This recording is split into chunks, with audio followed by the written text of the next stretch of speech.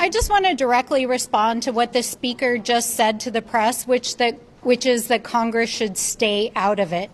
My response is, Mr. Speaker, have you read the United States Constitution? Because the U.S. Constitution is clear that the power to declare war squarely sits with Congress. And it is very clear that this administration has not put forward a viable argument for why the U.S. should be declaring war on Iran and why it has deployed military resources without congressional authorization. So let me amplify a few things that Ranking Member Meeks has put forward. First of all, has this administration provided a viable legal theory of why we should be going to war with Iran? No.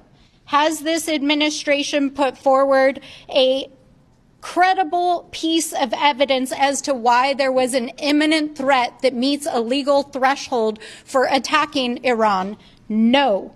Can they explain what their post-conflict plan is for rebuilding and stabilizing the region? No.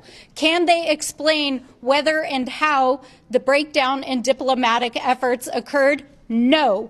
Can they explain why they hit a school full of school children and murdered over 100 school children? No.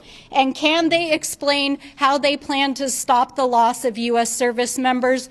No. In fact, as has already been stated publicly, they expect more deaths of American service members.